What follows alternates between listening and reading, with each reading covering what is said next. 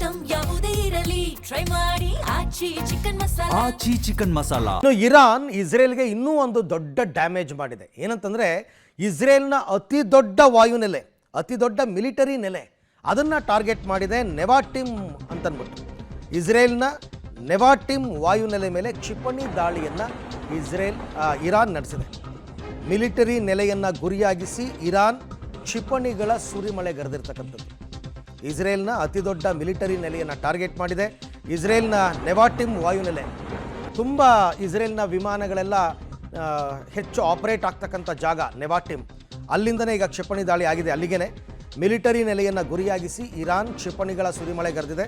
ಅಲ್ಲಿ air defence system ಇದೆ, ಇಲ್ಲ ಅಂತಲ್ಲ, ಬಟ್ ಅದನ್ನೂ ಸೀಳಿಕೊಂಡು ಕೆಲವು ಕಡೆ ಭೂಮಿಗೆ ಬಂದು ಅಪ್ಪಳಿಸಿದೆ ಕ್ಷಿಪಣಿಗಳೆಲ್ಲ. ಅದರಿಂದ ಹಾನಿಯಾಗಿದೆ ಅಂತ. ಇನ್ನು ಇರಾನ್ ಇನ್ನೂ ಒಂದು ರೀತಿಯಲ್ಲಿ ಹೊಡೆತ ಕೊಡ್ತಾ ಇದೆ. ಏನಂದರೆ ಈ ತೈಲ ಟ್ಯಾಂಕರ್ಗಳಿರ್ತವಲ್ಲ, ಇಂಧನ ಟ್ಯಾಂಕರ್ಗಳು, ಇದನ್ನು ಟಾರ್ಗೆಟ್ ಮಾಡಿ ಹೊಡಿತಾ ಇರ್ತಕ್ಕಂಥದ್ದು. ನಿಮಗೆ ತೈಲ ಸಂಗ್ರಹ ಎಲ್ಲ ಖಾಲಿ ಆಯಿತು ಅಂದರೆ ಅದು ಕೂಡ ದೊಡ್ಡ ಸಮಸ್ಯೆ ಅಲ್ವಾ. ಹಾಗಾಗಿ ಇಂಧನ ಸಂಗ್ರಹ ಟ್ಯಾಂಕ್ಗಳೇ ಇರಾನ್ಗೆ ಟಾರ್ಗೆಟ್ ಆಗ್ತಾ ಇದೆ. ಸೌದಿ ಅರೇಬಿಯಾದ ರಿಯಾದ್ನಲ್ಲಿರ್ತಕ್ಕಂಥ ತೈಲ ಸಂಗ್ರಹ ನೆಲೆಯನ್ನು ಗುರಿಯಾಗಿಸಿಕೊಂಡು ಇರಾನ್ ನಡೆಸಿರ್ತಕ್ಕಂಥ ದಾಳಿ. ಇಲ್ಲಿ ಅಮೆರಿಕದವರು ತಮ್ಮ ಯುದ್ಧ ವಿಮಾನಗಳಿಗೆ ತಮ್ಮ ಅನುಕೂಲಕ್ಕೆ ಬೇಕಾಗುವಂತೆ ತೈಲವನ್ನು ಸಂಗ್ರಹ ಮಾಡಿ ಇಟ್ಕೊಂಡಿದ್ದಾರೆ ರಿಯಾದ್ನಲ್ಲಿ. ಆ ತೈಲ ಸಂಗ್ರಹ ನೆಲೆಯ ಮೇಲೆ ದಾಳಿಯನ್ನು ಇರಾನ್ ಮಾಡಿರ್ತಕ್ಕಂಥದ್ದು. ಎಲ್ಲ ಕಡೆ ಡ್ಯಾಮೇಜ್ ಆಗೋದಾಗೇ ಇರುತ್ತೆ, ಎಲ್ಲೂ ಡ್ಯಾಮೇಜ್ ಆಗಲ್ಲ ಅಂತಲ್ಲ, ಅದರ ಪ್ರಮಾಣ ಏನು ಅಂತಕ್ಕಂಥದ್ದು ಬಹಳ ಮುಖ್ಯ.